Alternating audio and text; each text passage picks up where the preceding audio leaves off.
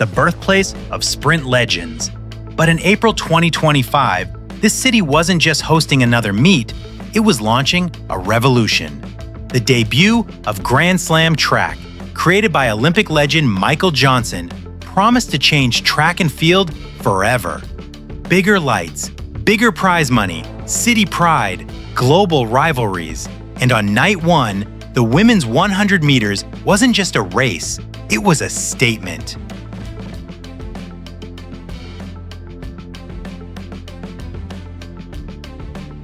This was the first spark of a new era. The stadium in Kingston was electric, Jamaican fans expecting dominance on home soil. But lining up in the blocks were American sprinters ready to silence the crowd. At the center of it all stood Melissa Jefferson, calm, focused, carrying quiet confidence. Beside her, Jenna Prandini, experienced and explosive. Tamari Davis, dangerous over the first 30 meters. Jadanisha Sears, hungry to prove herself. From Britain, Daryll Neita, always a threat in tight finishes. And then the Jamaican charge, Kemba Nelson, Jodine Williams, and rising talent Ashanti Reed, defending the pride of sprint's most famous island. The stakes were bigger than times. This was USA versus Jamaica on Jamaican soil. When the gun fired, the noise exploded. Jefferson reacted sharply, powerful, compact, decisive. Through 20 meters, she was already surging. The drive phase was aggressive but controlled, her knees punching forward with authority. By 40 meters, something unexpected happened. She wasn't just leading, she was separating. The Jamaican crowd, expecting a home celebration, watched as Jefferson rose into full speed with remarkable composure. No panic, no strain, just clean mechanics and ruthless execution. Neita tried to respond. Prandini pushed hard. The Jamaicans fought to hold contact. But over the final meters, Jefferson wasn't slowing. She was finishing. When she crossed the line, it wasn't just a win, it was dominance.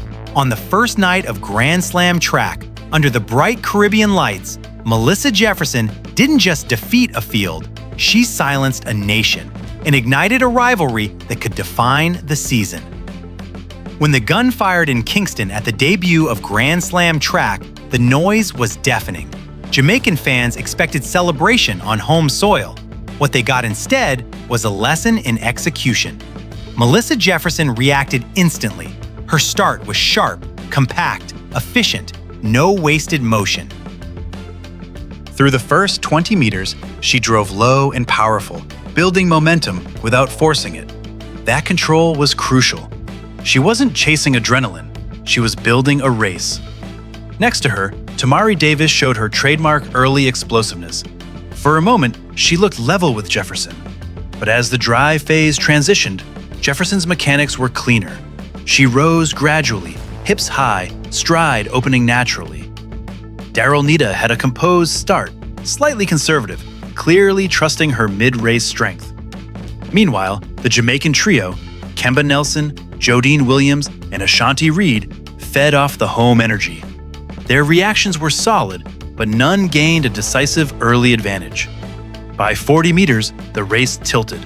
Jefferson hit maximum velocity first, and more importantly, she held it. Her shoulders stayed relaxed, her cadence was balanced. She wasn't fighting the track, she was flowing over it. Davis began to tighten slightly, her turnover still fast, but less fluid. Neita started to build speed strongly in the middle phase, closing marginally on the outside. The Jamaicans pushed hard, but their transitions weren't as smooth. Small technical imperfections became visible. A slight rise too early, a fraction of overstriding. At 70 meters, the separation was clear. Jefferson wasn't decelerating as quickly as the others. That's where the race was won. In elite sprinting, nobody keeps accelerating. The key is who slows down the least. And Jefferson's mechanics held firm. Neita finished strong, showing her championship composure. Davis battled through the final meters. The Jamaican athletes fought to stay in contention, but the home crowd energy couldn't close the technical gap. Through the line, Jefferson looked controlled, not desperate, not strained. That visual alone told the story. This wasn't chaos, it wasn't luck, it was execution under pressure. On Jamaican soil, in front of a crowd hungry for dominance, Melissa Jefferson delivered a performance built on clean phases, composure, and superior speed maintenance. And in a 100-meter war, that's everything. The final meters in Kingston told the whole story. Under the bright lights of the opening night of Grand Slam track, the crowd expected a Jamaican celebration. Instead, they witnessed a statement performance from Melissa Jefferson. At 70 meters, Jefferson had already established control. But what defined her victory wasn't just the lead, it was how she handled the pressure in the closing phase. While others were straining, tightening, fighting the clock, Jefferson stayed composed. Her posture remained tall, her stride frequency consistent, her arms compact and efficient. She wasn't reaching for the line, she was running through it. Behind her, the battle for positions intensified. Daryll Neita showed her championship experience in the final 30 meters. Her transition into top speed was slightly delayed compared to Jefferson, but her finish was strong and controlled. She leaned well and maximized every centimeter at the line. Tamari Davis demonstrated explosive early speed, but the cost of that aggression became visible late in the race. Her turnover remained high, yet her upper body tightened under fatigue, causing a slight drop in efficiency. For the Jamaican athletes, Kemba Nelson and Jodine Williams, the support of the home crowd gave them energy early, but the middle phase exposed small technical gaps. Their acceleration was solid, but the transition into maximum velocity lacked the smoothness needed at this level. In elite sprinting, those fractions are decisive. What separated Jefferson from the field wasn't raw aggression, it was phase control, clean drive, efficient transition, stable top speed, minimal deceleration. The final proved something important. Jefferson is no longer just a contender. She is a serious force in the global 100-meter conversation.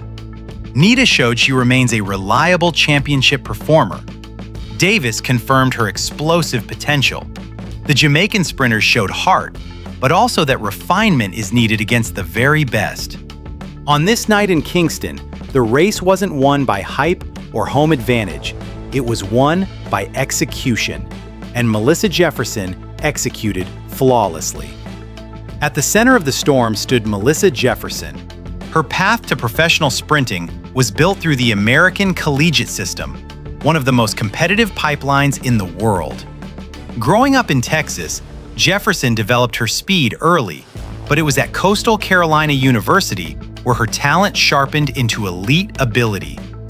The NCAA system forced her to race constantly, to handle rounds, pressure, expectations.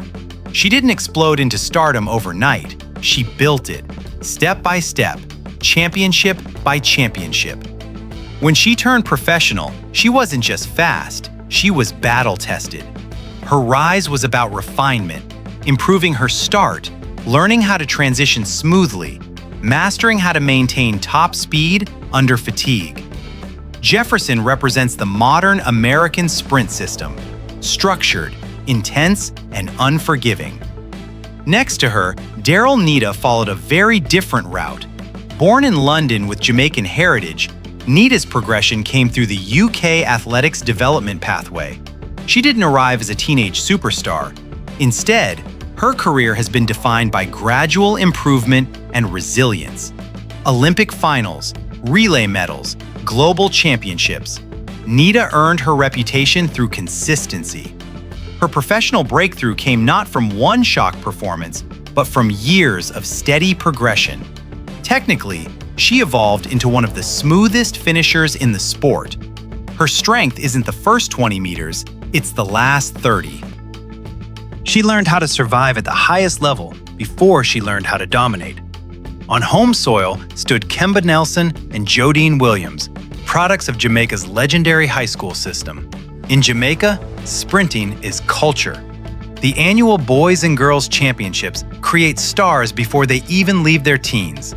Nelson's career carried her to the University of Oregon, blending Jamaican raw speed with American collegiate refinement. Williams developed through the traditional Jamaican structure before stepping fully into the international circuit. For both, turning professional meant carrying national expectations. In Jamaica, being fast is not enough. You must be exceptional to stand out. Comparing these athletes reveals more than times on a clock. Jefferson represents structured evolution, a sprinter molded through collegiate battles into a composed professional. Neita embodies resilience, steady growth, late peak, and championship reliability. Davis reflects explosive youth, early talent learning how to harness its full potential. Nelson and Williams carry tradition, the weight of a sprint dynasty that demands excellence. Technically, their differences are visible. Jefferson thrives on balanced phases. She doesn't win purely on reaction time or pure top speed. She wins by combining both with minimal error. Neita builds late, her stride length and rhythm peaking when others begin to fade. Davis is dangerous early, capable of shocking a field before it fully settles. The Jamaican athletes rely on natural speed and competitive fire, often fueled by crowd energy and national pride. Their paths into professional sport were shaped by geography and system. The American pipeline emphasizes volume and exposure. The British pathway stresses gradual progression. The Jamaican system sharpens athletes through ruthless youth competition. Each produces champions, but in different ways. And when they meet on the same track, those developmental philosophies clash as much as the athletes themselves. That is what made Kingston compelling. It wasn't simply USA versus Jamaica or Britain versus America. It was structure versus tradition, patience versus explosiveness, refinement versus instinct. Every sprinter on that line earned her place through years of unseen work, early mornings, injuries, setbacks, silent improvements. By the time the gun fires, all those journeys compress into 10 seconds of truth. And in those 10 seconds, you don't just see who is fastest, you see whose path prepared her best for the moment.